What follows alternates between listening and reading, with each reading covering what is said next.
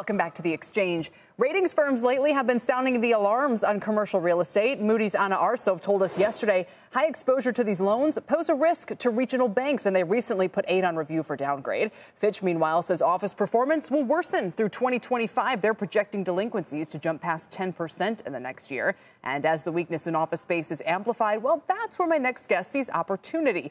Joining me on set is Michael Shvo. He's luxury real estate developer and CEO of Shvo. And it's great to see you again. Welcome back. Thank you. Good seeing you. You were close to opening the Transamerica project in San Francisco. Is that right? That's correct. September of this year, we will be opening, completing the $250 million renovation, totally repositioning the most famous asset in San Francisco. And remind me, that's going to be office or that's mixed use or?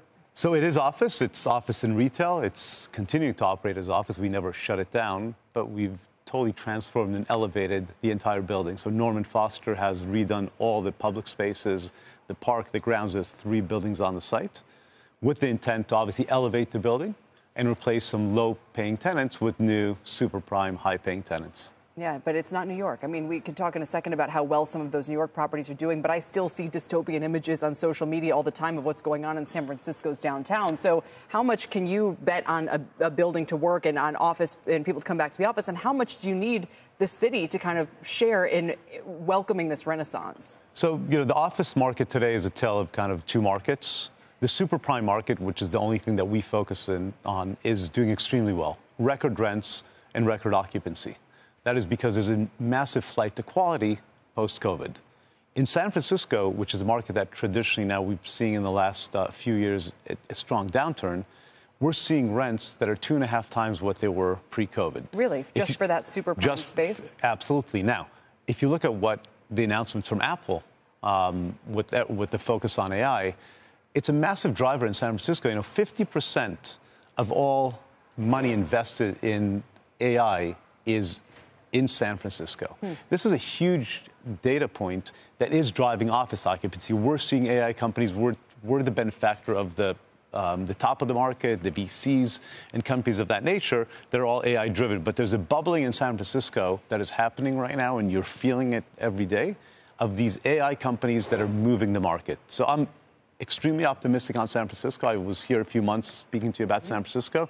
I'm as optimistic, if not more, today than I was last time when we saw each other. Wow. Okay, that's quite a statement. Meanwhile, in New York, how would you characterize the similarities or differences between these 2 markets? So again, we're seeing in New York top of the market rents at all-time high. New York has seen rents of over $300 a foot, highest rents in the country.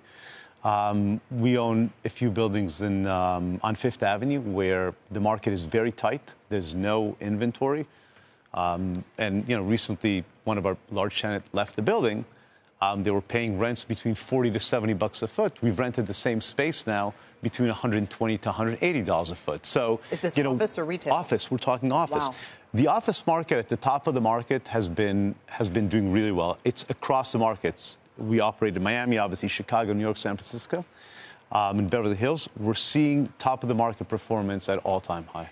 So, if I'm a regional bank with exposure to the worst parts of the office market and so forth, then they're just kind of, it is what it is. So you're staying in this part of the in parts of the country and in parts of the market that you're confident are going to continue to do well. And I guess the only question asked from there is, if we do enter into some kind of downturn in the next 6 or 12 months, which could happen, so we're talking about top of the hour, but you have to always plan for those kinds of scenarios, I guess. Right. So look, we can't, we have a Fed meeting obviously happening today and tomorrow. I can't guess what's going on in the Fed's mind as far as where interest rates are going. But what's important for us is, how do you protect the downside? How do you protect yourself against the unknowns of where the Fed is going? And in today's world, when you talk about the regional banks, there's obviously a fear of what's going to happen with all these delinquencies. And some of these properties are going to have to be swallowed into the system. You have to take them, sell it at land value, and they're going to be recycled and eventually new building. It's the nature of the beast, and it's inevitable. But the reality is, as owners of property today, if you don't have a refinancing imminent, you don't have much to worry because you don't have a financing event. Rents are still doing well, and at the peak of the market, they're at all-time high. So the regional banks are concerned because they have a lot of B and C properties, and that's where the blood is right now. Yeah. Well.